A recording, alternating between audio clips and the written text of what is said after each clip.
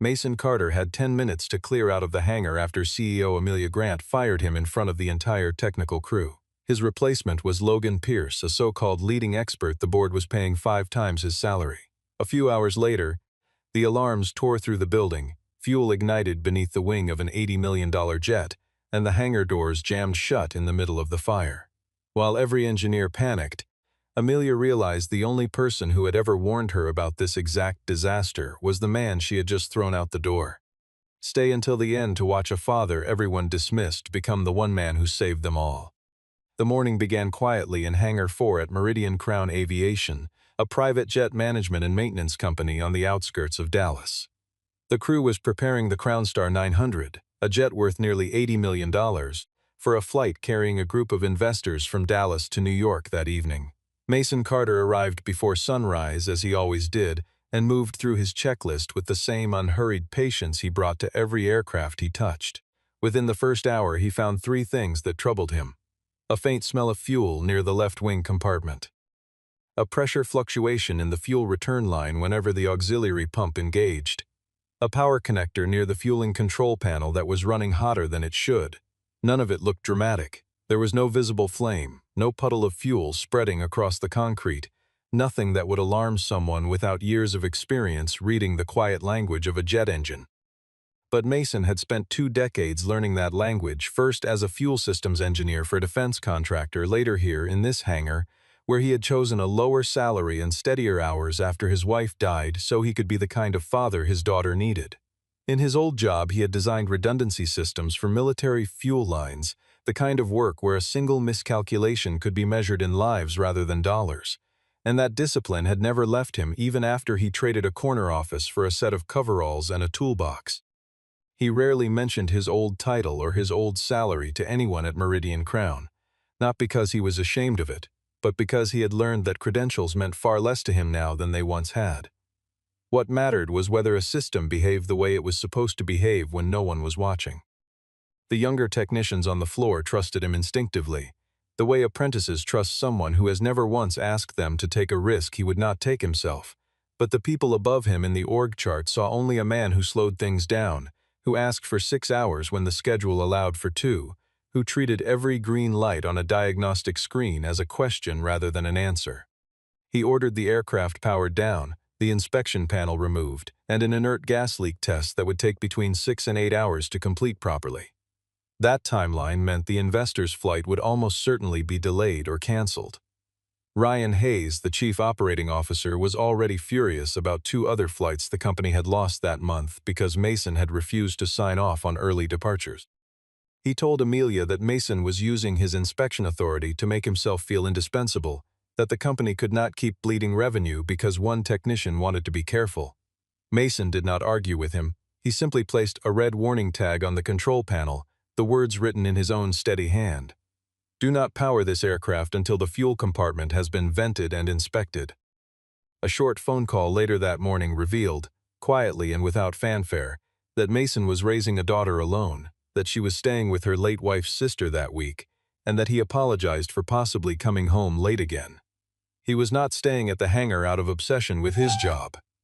He was giving up one more evening with his daughter because he believed a small, preventable failure could take someone's family away entirely, the way his own family had already been taken from him once. Ryan looked at the red tag on the panel, then turned to Amelia and told her the company had already found someone who could replace Mason before the day was over. Amelia Grant had been chief executive of Meridian Crown Aviation for only 4 months. The company was short on cash, losing clients, and under pressure from the board to cut aircraft ground time to under 6 hours per turnaround. She sat through an emergency meeting in the glass conference room overlooking the hangar floor, while Ryan presented a report claiming Mason's grounding decisions had cost the company nearly $3 million over the past year. What the report failed to mention was that those same grounding decisions had caught a cracked fuel valve, a landing gear assembly with the wrong bolts installed, a wire with burned insulation, and 2 counterfeit components from an unapproved supplier. Abigail Moore, who led quality control and had worked alongside Mason for years, tried to point out that he had never once grounded an aircraft without a documented cause. Ryan cut her off and reminded the room that the aviation industry needed leaders who understood the balance between safety and running a functioning business. Amelia was under her own kind of pressure that Ryan understood better than anyone, and used without hesitation. She was preparing to sign a $200 million fleet management contract, and the client had insisted that the Crown Star 900 fly that same night as proof the company could actually deliver on its promises. Ryan seized the moment to introduce Logan Pierce, a man who had recently appeared in an aviation trade magazine under the headline Crisis Turnaround Expert. Logan promised he could cut maintenance time in half while remaining fully compliant with regulations, and he dismissed Mason's approach as, in his words, 20-year-old thinking dressed up as caution. When Amelia asked whether Logan had actually inspected the aircraft himself, he told her the fault was most likely a noisy pressure sensor and not worth keeping an $80 million jet grounded over. Amelia was not entirely convinced, but between the polished resume, the easy confidence, and Ryan's reassurances standing behind him, she made her decision. Logan would take over the technical department immediately. Mason's authority to sign off on aircraft would be suspended. A formal personnel review would take place before the end of the day. Mason was called into the meeting but refused to remove the red tag from the aircraft. Amelia asked him directly whether he had proof the jet would actually be dangerous. He told her that nobody ever sees a fire before the first spark appears, and that his entire job was making sure that spark never had the chance to exist. Logan laughed and said the aviation business could not be run on one mechanic's fear. Logan walked into the hangar in an expensive suit, trailed by an assistant filming for the company's internal communications page, and shook Amelia's hand in front of the technical crew as though he had already rescued the company single-handedly. He spent less than 15 minutes examining the aircraft, most of it spent reading error codes on a laptop rather than physically opening the inspection panel Mason had flagged. When Mason pointed out that the sensor was not the actual source of the problem, that the data showed the fuel pump was drawing air into the return line, likely from a hairline crack or a failed seal, Logan waved him off. He declared the pressure warning a false signal, blamed the fuel smell on the morning refueling, attributed the hot connector to old ground equipment, and announced there was no need to vent the wing compartment at all. He would simply swap the circuit breaker and restart the system.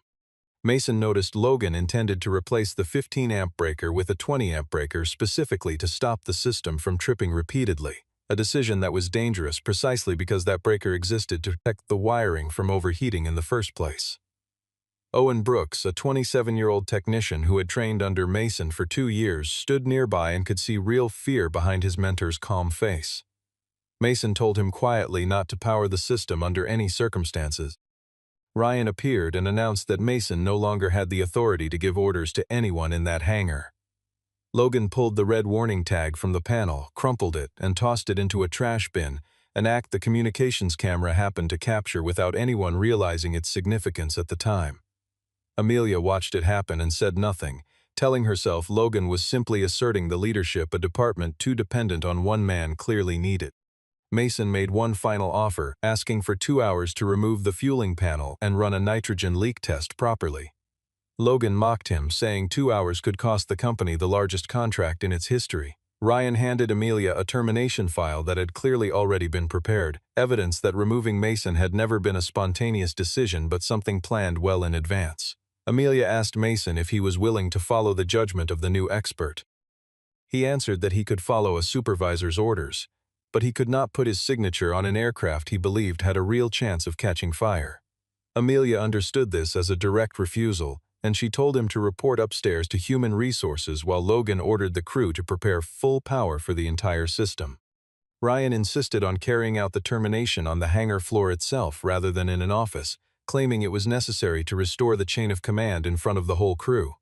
Mason was asked for his access badge, his diagnostic tablet, his radio, his technical sign-off authority, and the keys to the emergency equipment locker. Amelia read the termination decision aloud, citing failure to follow management direction, causing operational delays, and creating a culture of fear among the staff. Mason did not beg. He asked her only one question. Had she read his original report, or only Ryan's summary of it? The question stopped her cold, because she realized in that instant she had never once looked at the raw data herself, that Ryan had always been the one handing her the condensed version. Ryan quickly stepped in and pushed the paperwork toward Mason to sign. Mason refused the severance package that came attached to a non-disclosure clause, telling them plainly that he would not take money to stay quiet about a danger that still existed inside that building. Logan stepped forward and announced the aircraft would be flying again within the hour, promising Amelia that if he turned out to be wrong, he would personally accept full responsibility. Mason looked him in the eye and told him that when fuel vapor catches fire, there is no time left to accept responsibility for anything. The room went silent. Ryan ordered security to escort Mason out, and when Owen tried to follow, Mason stopped him, worried the younger man would lose his job too. Before leaving, Mason tried to show Abigail the location of the main fuel shutoff valve and the exterior foam suppression controls. She told him she already knew the procedures, but Mason pressed the point, warning her that the interior emergency panel had jammed before, that he had submitted 3 separate repair requests that Ryan postponed each time because of the cost. That detail would matter more than anyone in that room could have guessed. Mason left with a small box of personal items, nothing inside it but an old wrench that had belonged to his father, a photograph of his late wife, a child's crayon drawing of an airplane, and a worn notebook full of technical notes. Amelia caught a brief glimpse of the photograph but did not call him back. In the parking lot, Mason sat behind the wheel of his old pickup truck without starting the engine. He called home to say he would be back earlier than expected, and when his daughter asked if today had been a good day, he looked back toward the hangar and told her simply that he hoped he had been wrong. Inside, Logan was already ordering a larger breaker installed and preparing to bring the aircraft's power back online. Logan directed Owen to install the 20-amp breaker, and Owen refused, pointing out that the technical manual specifically called for a 15-amp unit. Logan threatened to fire him the same way Mason had been fired, and Ryan backed him up, forcing Owen to step aside while another technician completed the swap. Once power was restored and the system no longer tripped, Logan announced he had solved the problem in 20 minutes flat. But the warning signs kept building anyway. The temperature at the electrical connector kept climbing. The fuel pressure kept fluctuating.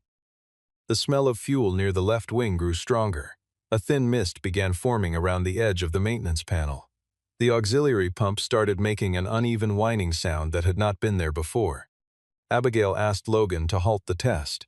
He told her it was only residual cleaning vapor.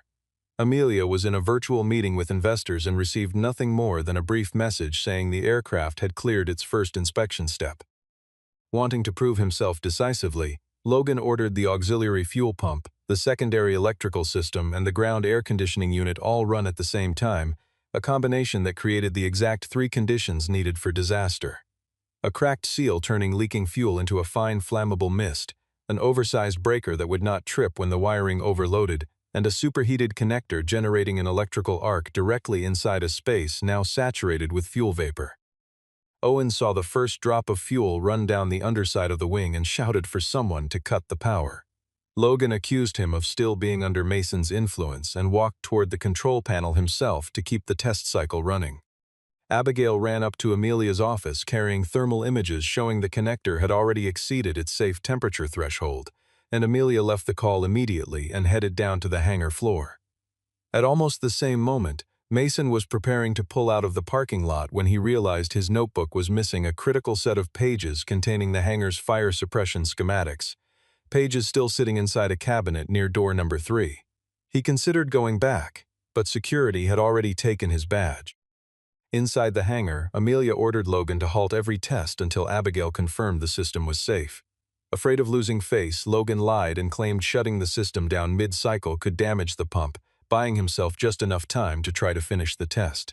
Owen saw a blue spark flash behind the electrical panel and lunged for the emergency shutoff switch.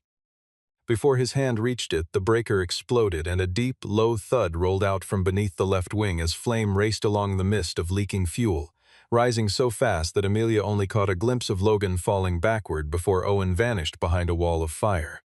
The fire spread from the wing compartment toward a fuel truck parked nearby. Employees scrambled toward the main exit as the alarm system finally triggered, but the foam suppression system on the ceiling failed to activate, its display flashing a line pressure error. The valve had been locked out for maintenance 2 weeks earlier, and Ryan had refused to approve the downtime needed to finish the repair. The main hangar door began its automatic closure sequence meant to contain the fire, but a faulty sensor caused it to stop halfway, trapping a cluster of employees inside. Thick black smoke rolled across the ceiling within seconds. Amelia forced herself to stay calm and called for a head count. Abigail reported that Owen was still somewhere near the left wing and that Logan had disappeared entirely, his location unknown. Ryan bolted for the exit before the head count was even finished, revealing exactly what kind of man he had always been underneath the tailored suits and confident reports. Amelia wanted to go back for Owen herself, but Abigail stopped her, pointing out that neither of them knew where the fuel shutoff valve actually was. Outside in the parking lot, Mason heard the explosion and saw smoke pouring from the hangar roof. A security guard told him to stay back, but Mason asked 3 quick questions instead. Had the foam system activated? Had the fuel truck been isolated? Had the main shutoff valve been closed? No one could answer any of them. Mason understood the fire would reach the fuel truck within minutes, and that if it exploded, the flames could spread into 2 neighboring hangars packed with other aircraft. He grabbed his father's old wrench from the box still sitting on his passenger seat, took a fire extinguisher from the security vehicle, and ran toward the exterior control panel. Amelia spotted him through the smoke and called his name, though the alarms swallowed her voice completely. Unable to get a response from the electronic lock, Mason pried open the emergency panel using the wrench and activated the backup foam system zone by zone rather than across the whole hangar at once, preserving enough pressure to properly cover the area around the left wing. The foam knocked the flames back but could not extinguish them completely while fuel was still leaking freely, which meant someone had to reach the manual shutoff valve inside the maintenance corridor. Amelia told him Owen was still trapped somewhere inside. Mason handed her a spare breathing mask and told her to stay outside, but she refused, reminding him she knew the code for the side access door. Together they moved into the hangar through the service entrance. Mason found Logan crouched behind a tool cart, mildly burned on one hand, panicking, and begging only to be let outside, saying nothing at all about Owen. Mason pushed Logan toward Amelia and continued deeper into the smoke alone. A secondary explosion knocked a lighting rig loose, separating the two of them, and through the thickening haze Mason heard Owen pounding against the side of the aircraft from somewhere on the other side of the fire. Mason used his knowledge of the Crownstar 900 structure to work his way beneath the belly of the aircraft, along a path the flames had not yet reached. He found Owen pinned under a fallen maintenance panel with an injured leg, fuel still running only a few feet away. There was no way to free Owen and reach the shutoff valve at the same time on his own, so he guided Owen to secure his leg using a tow strap from a nearby cart, and then used a heat shield panel to create a makeshift slide. Owen, terrified, begged Mason to leave him and go.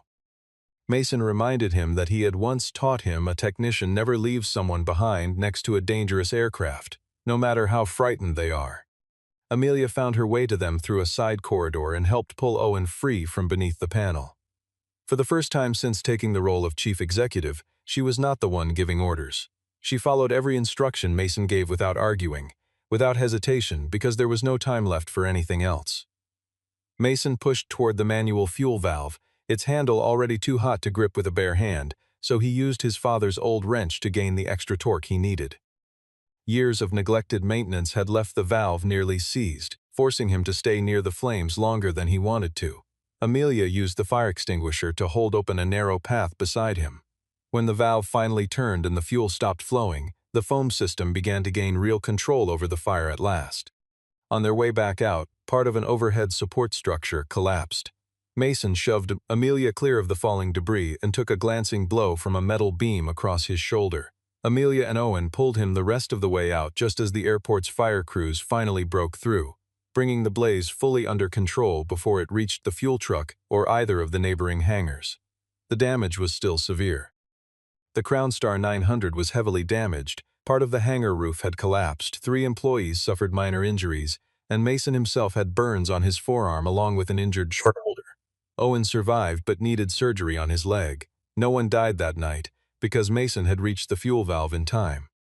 As paramedics lifted him onto a stretcher, Amelia apologized. Mason did not look at her. He only asked whether Owen was alive, and when the answer came back yes, he closed his eyes in quiet relief. Amelia tried to promise she would fix everything that had happened. Mason told her a decision cannot be fixed by pretending it never happened. A federal investigator picked up the burned 20-amp breaker from the wreckage and asked who had authorized its installation. Logan said nothing. Ryan answered instead that Mason had been responsible for the entire system before that day, an accusation he offered without hesitation and without shame. Ryan moved quickly to draft a press statement blaming the fire on maintenance failures dating back to Mason's time overseeing the department, and offered to cover Mason's hospital bills only on the condition that he sign a confidentiality agreement and refuse to speak with federal investigators. Amelia refused to approve the statement. After what she had lived through inside that burning hangar, she found herself questioning every document Ryan had ever handed her, and she asked Abigail to pull Mason's original report directly from the system rather than relying on any summary. What they found was damning. The fire risk warning had been quietly altered to read as a non-urgent sensor error. 3 separate repair requests for the foam suppression system had been marked as completed when they had never been touched. The report documenting the jammed hangar door had disappeared from the file entirely. Mason's electronic signature had even been copied onto a maintenance record he had never actually approved. Footage from the communications camera confirmed that Logan himself had removed the red warning tag and personally ordered the oversized breaker installed. Owen, reached at the hospital, confirmed that Mason had warned specifically and accurately about the danger of an electrical arc forming in a space filled with fuel vapor. A deeper look into Logan's background revealed that he had never actually held the chief engineer title he claimed on his resume, that 2 of his professional certifications had already expired, and that his previous employer had opened a safety investigation into him shortly before he quietly resigned. He had built his reputation less on the work itself than on the story he told about the work, appearing at industry conferences and business television segments where he described himself as the man companies called when disaster was already knocking, and very few people ever asked to see the maintenance logs behind those stories. His real skill, Abigail realized as she dug through the records, was reading a room rather than reading a fuel system, knowing exactly which numbers to repeat with confidence and which questions to deflect with a joke before anyone noticed he had not actually answered them. Ryan had known all of this before hiring him, and records showed that Logan's consulting firm had transferred a payment to a company owned by one of Ryan's relatives. Amelia understood then that Ryan had not simply wanted to replace Mason with a more famous name. He had wanted someone willing to sign off on anything quickly, someone who would let him quietly cut costs and cover fraudulent maintenance contracts without asking questions. She went to the hospital to see Mason. His daughter was not there beside his bed, only the crayon drawing of an airplane resting on the table nearby. Amelia set a copy of the altered report in front of him and admitted that she was the one who had signed his termination without ever checking the original data herself. Mason told her that Ryan had manipulated the information, but that she still held the final authority in that building, and she could not push the entire blame onto someone below her. Amelia agreed with him. "I hired someone who knew how to make me feel like I was right," she said quietly. "That," Mason answered, "is the most dangerous thing a leader can ever buy." Amelia asked whether he would be willing to appear before the board the following morning. Mason said he would come, but not to ask for his job back. Ryan opened the board meeting by demanding Amelia's immediate suspension, accusing her of lacking real aviation experience and allowing a disgruntled technician to interfere at the scene of the fire. Logan attended with his hands still bandaged and claimed the disaster had resulted from safety failures that had accumulated during Mason's years overseeing the department. Amelia did not respond right away. Instead, she played the footage of Logan tearing down the red warning tag and ordering the oversized breaker installed. Abigail presented the falsified reports one by one.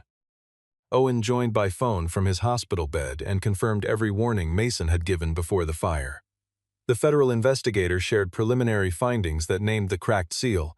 Mason had asked to inspect the fuel source, the overheated connector as the ignition point, the mismatched breaker as the reason the system failed to shut down automatically, and the disabled foam suppression system as a direct result of maintenance Ryan had postponed for cost reasons. The investigator confirmed that Mason's actions inside the burning hangar had prevented a secondary explosion that could have caused mass casualties. Ryan tried to shift the blame onto Logan, and Logan immediately exposed the financial arrangement between them in an attempt to save himself.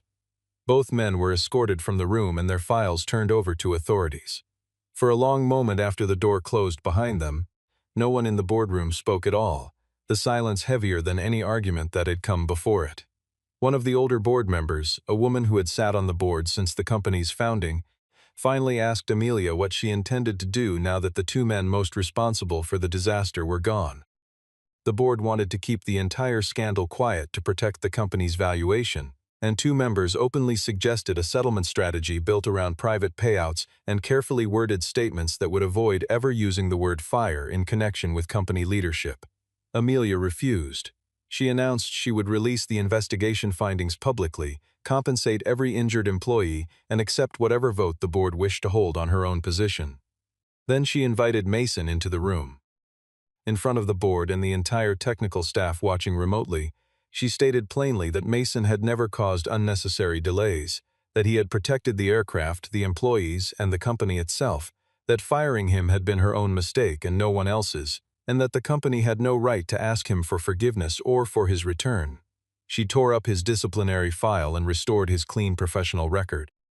The board ultimately voted to keep Amelia as chief executive, moved by her willingness to publicly accept responsibility and hand over the evidence that exposed Ryan's conduct. Amelia then offered Mason the newly created position of Vice President of Safety and Reliability. He did not accept right away. Mason agreed to return only under 3 conditions. The safety department would have the authority to ground any aircraft without requiring financial approval from above. Every young technician would have the right to refuse a dangerous order without fear of losing their job. A paid training program would be established specifically for military veterans and single parents entering the trade. Amelia accepted all 3 without hesitation. Mason did not ask for an inflated salary. He asked only for a schedule that let him keep the evenings that mattered most to his family. 3 months later, Hangar 4 reopened, rebuilt with an independent fire suppression system, a new manual fuel shutoff valve, a mechanical emergency exit, and a warning sign that read "No deadline is worth more than a human life." Owen returned to work as an assistant quality control technician, and Abigail was promoted to director of safety compliance. The training program Mason had insisted on took its first 6 trainees that same month, 3 of them former military mechanics still adjusting to civilian schedules, 2 of them single parents who had never before had access to a paid apprenticeship that respected the hours they needed to keep for their children. Mason taught the first orientation session himself, standing in front of a group of strangers with the same quiet patience he had once used with Owen, telling them that the most important tool in the building was not any wrench or diagnostic tablet, but the willingness to say the word no when everyone around them wanted to hear yes. At the reopening ceremony, Amelia did not call Mason a hero. She told the gathered staff that he was simply a man who had done his job correctly while the people in power tried to stop him. Afterward, she found him inspecting a newly installed valve and asked whether he ever stopped looking for something wrong. Mason told her machinery never takes offense at being checked twice, only people do. Amelia smiled and asked him to dinner, not as chief executive and employee, but as 2 people who had survived the same mistake together. Mason asked if it was some kind of business meeting. This time she told him, "You get to say no if you want to." He checked his watch, confirmed he had no plans with his daughter that evening, and agreed. The 2 of them walked out of the hangar as the sunset caught the surface of the new aircraft parked inside. Whatever was growing between them still had no name, but for the first time, Amelia was not walking ahead of him, and Mason was not standing behind her. They walked out together, side by side.